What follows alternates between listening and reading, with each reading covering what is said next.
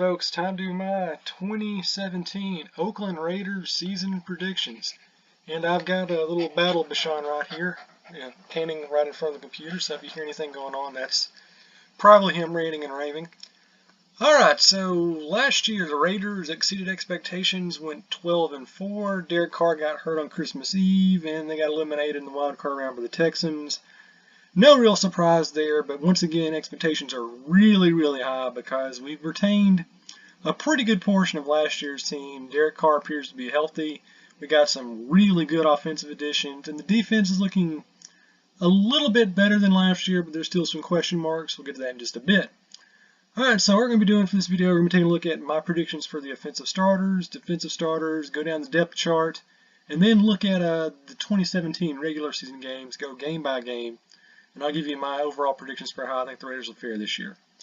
A lot of other stuff to talk about. Obviously, they're moving to Las Vegas in a couple years' time. So this, in a weird way, might be the last season in Oakland. I mean, things can shake out that way. They might be playing, the next two seasons at the UNLV football stadium for all we know. But just for the time being, it's in Oakland, and hopefully they can win a championship and bring it back home to the Bay, and we'll see what happens from there. Alright, so first things first, let me get my coffee here, this might be a while.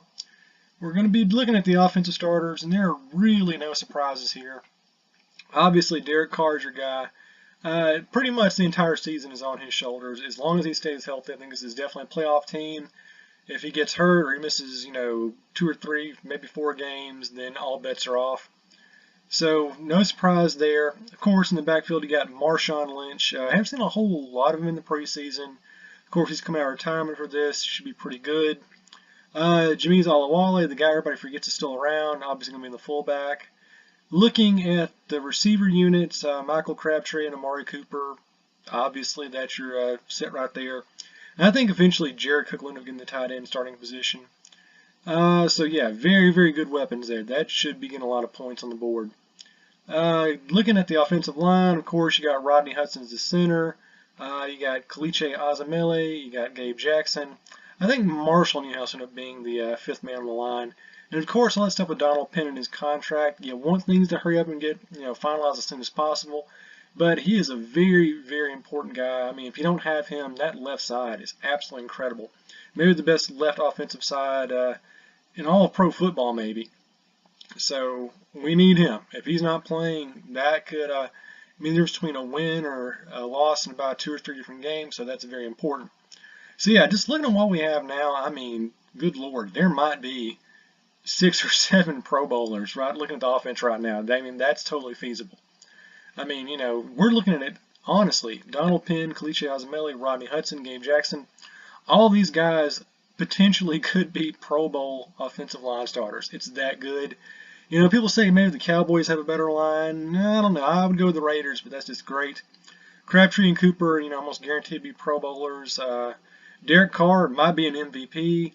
I think maybe the big question mark now is the running back because, you had Latavius Murray last year, he's going to the Vikings. But you had a very steady running back by committee. I'm not sure if the Raiders will be still using that sort of setup scheme. But we'll see. I mean, if Marshawn Lynch is, half as good as he was his last season in Seattle, this is going to be a team that's going to get a lot of points on the board and going to be very, very multifaceted as an offensive threat. Moving on to defense. We got the front 7 here. No surprises.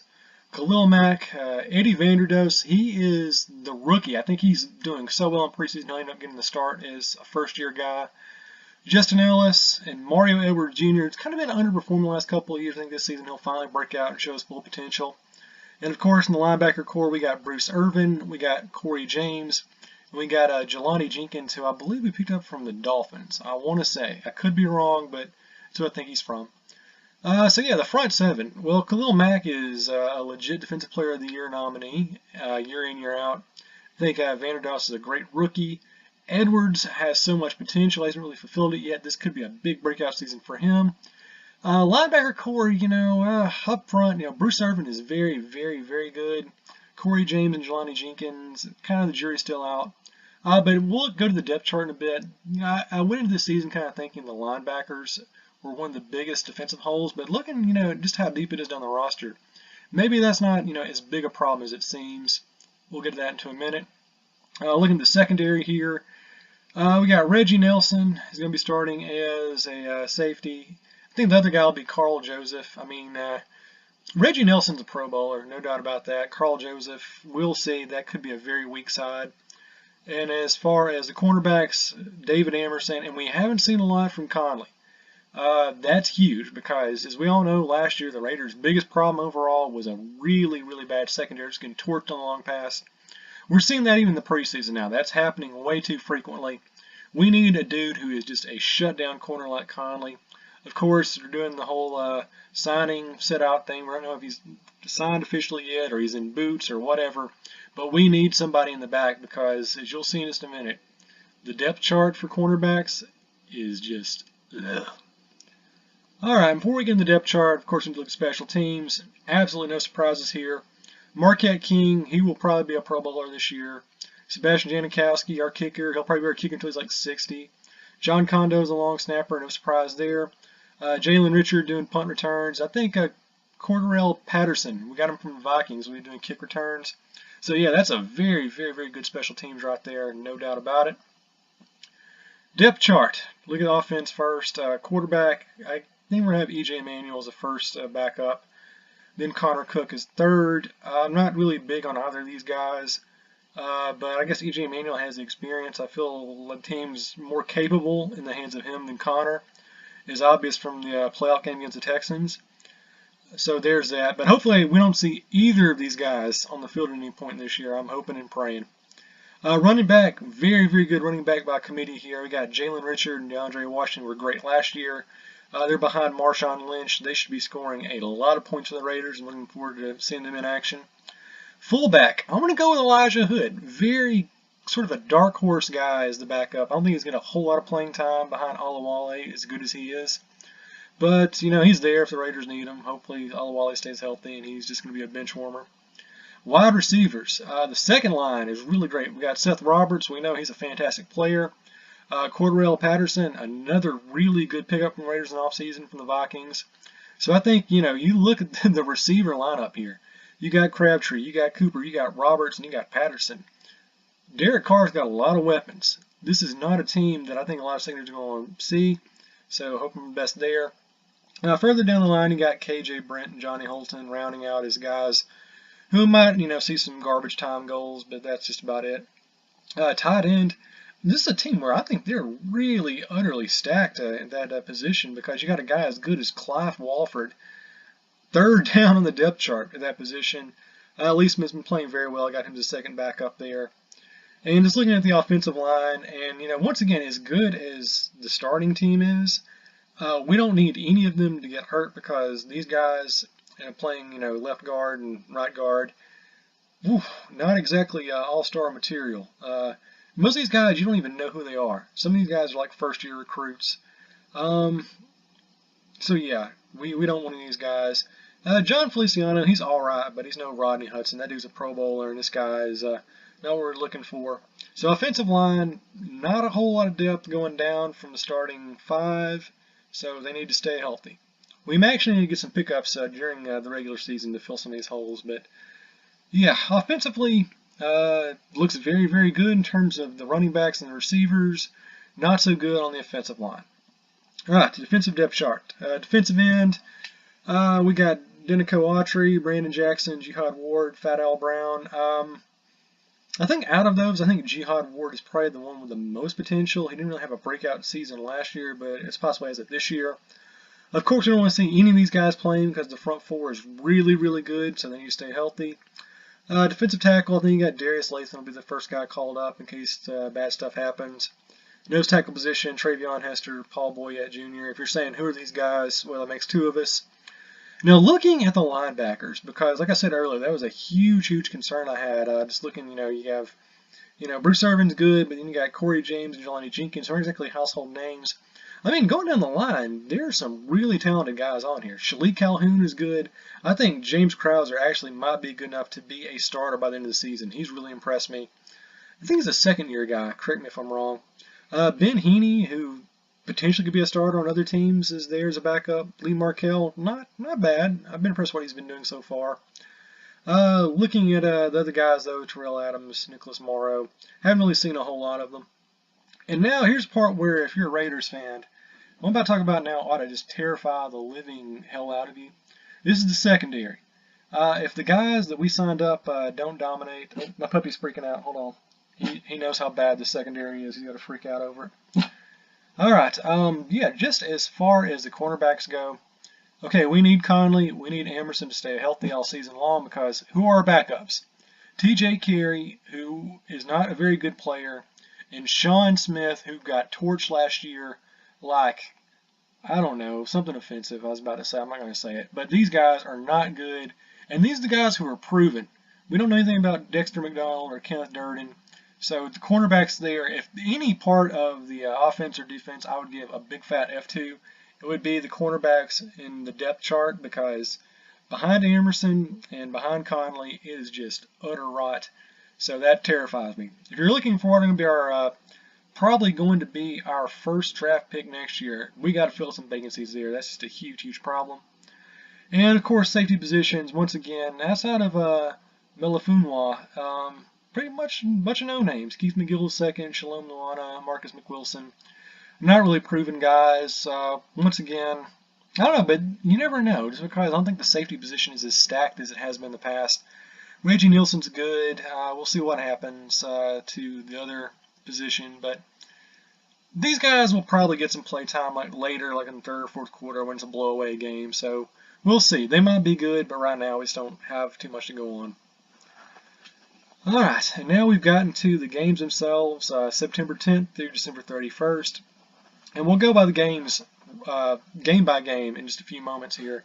I want to show you what I did here. As you'll see the little color-coded percentages by the side of each game. Basically what that means is each game I assigned a sort of numerical value to what I think the win prediction possibility for the Raiders will be.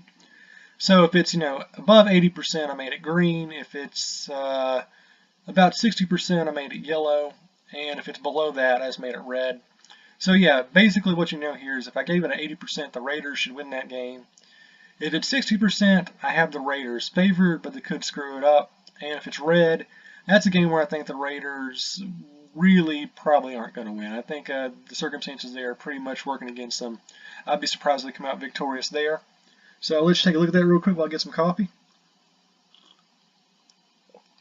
Alright, so yeah, not a whole lot of surprise there. I think pretty much everybody agrees. That's kind of the averages are working here. So, yeah, if you count them up, I mean, there's only like 3 games I think the Raiders are going to flat out, be deadlocked into losing. So, I mean, feasibly, they could go 13-3, but if you count up all the yellow squares, we got 1, 2, 3, 4, 5, 6, 7. I mean, they could go 6-10 too. I mean, it would be a huge disappointment, but it's not within the real possibility. So I think as an overall season spread, I think worst case scenario where everything just falls completely apart and goes to hell, the Raiders finish 6-10, huge disappointment. Best case scenario, everything goes right, they're a 13-3 team, and that should get them a first round bye in the playoffs. But we'll see when we get there. Now, as for the game by game predictions, here we go. So yeah, as you see there, I have the Raiders going 11-5. We'll see what happens later. But just very, very, very quick, I'm going to go through all these games. The first game, definition of a trap game, because it's being held in Tennessee. I think the Titans are probably a playoff caliber team. They could give the Texans a run for their money for the AFC South and probably even make it as a wild card team. Like I said, I think it's very much a trap game. Both these teams are very fast. They're trying to improve defensively. I think the Raiders, if they get down early, they could lose it. That said, I think the Raiders, they have too many offensive weapons. As long as they can kind of hold the ship steady for the fourth quarter, they should win. I think they win at 27-21.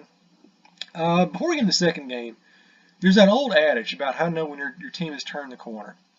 There's that old saying, when you're rebuilding, you start off losing by a lot. And for the Raiders during the Derek Carr, Khalil Mack years, that first season, 2014, when they went 3-13, oh, puppy's freaking out again. That was the definition of losing by a lot. 2015, they improved about 7-9. No, don't freak out, puppy. That's the old adage about losing by a little. So you start losing a lot, losing a little. You start winning by a little, and then you win a lot, and that's when you know you've made it. So to complete that whole analogy, 2016 was the example of the Raiders winning by a little. I think this is the year where they start winning by a lot, and that's evident by the second week game when they take on the Jets. The Jets are going to be one of the worst teams in the league, if not the absolute worst. The Raiders should crush them at home 44-7, not even close. The Redskins are another dumpster fire. I got them in week 3. It's going to be an NBC game, so we're going to watch that late at night and have LOLs. The Raiders should win that one handily. I got them winning 38-15. October 1st, I got the game at the Broncos. And I think it's going to be a close game. I mean, the Broncos, I think, will just barely miss out on the playoffs again this year because the quarterback situation, but their defense is still devastating. So I think if the Raiders go in there and they lose by 6 points, not that I want them to, but just hostile territory and that defense is still good and they have the advantage. I think it tilts towards the Broncos, just being objective. Got to do it sometimes. The Ravens in week 5 got the Raiders about 35-28. Should be a pretty close game. I think the Ravens are one of those teams that ends like 7-9 and 8-8 and just barely miss the playoffs. So they'll keep it hot and heavy. They might get some early points early. Yeah, early points early. I have to talk about redundant. But I think the Raiders are closing the gap, and we have another patented Derek Carr fourth quarter rally victory there. Chargers, that's a home game against the Los Angeles Chargers now. The Chargers are going to be actually a lot better than most people will assume they be. I think they can be a team that finishes the year like 7-9, even 8-8. They're not going to make the playoffs or anything for that, but they can go out there and make life difficult. But I think, you got the Chargers playing the Raiders at home. I think this is where, after a close game against the Ravens, the Raiders just come back and just smash them. I think the Raiders win at 33-13. No surprise there. Then we've got another game in prime time against the Chiefs on week 7. I've got the Raiders on 28-14. I mean, the really only thing you can say about that is like what happened last year. The Raiders can't beat the Chiefs. They just outclassed them. The defense just shut Derek Carr down. We'll see. We'll see if the new weapons he has, if the run game is that big of a variable. But just here at the second week of the preseason, I'm going to say, just from my perspective right now, it's not. I'll give the Chiefs there the double-digit victory. Then after that, we've got a game against the Bills. And once again, I think it should be a pretty facile game for the Raiders. They went 35-21 just because the Bills don't have a quarterback and their defense is Brody. Brody, that's the name of the puppy, by the way, in case you're wondering who's growling in the background. Their defense isn't there yet. They don't really have all the offensive weapons. And Raiders should win that one handily, 35-21. Not much to say about that one.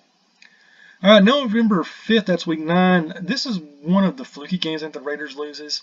For whatever reason, the Raiders haven't been able to beat the Dolphins in my lifetime. Like, they had that one playoff win in, like, 2001, and that's pretty much the only time I've seen the Raiders beat the Dolphins, like, ever in my life.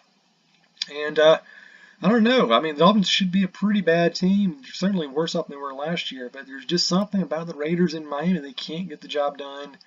And I think Jay Cutler, wins his salary this year, and he holds off the Raiders. Maybe like Jankowski misses a field goal, and the Dolphins win by 3 points in that one. Just a fluky game. I hope it doesn't happen. Could go 50-50, but I've got a feeling the Raiders historically are in bad territory there, and they'll end up dropping that one in a heartbreaker. So week 11. Now this is the game that I think is going to be one of the most exciting games ever in Raider history. Because if you looked at the screen earlier where I had this as 80% win, the Raiders are coming off a bye. It's in Mexico City, hostile territory. Everybody hates the Patriots. It's being held during the day. It might actually get flexed out later tonight, but right now it's an afternoon game. I think the Patriots are going to have a really hard schedule leading into this one.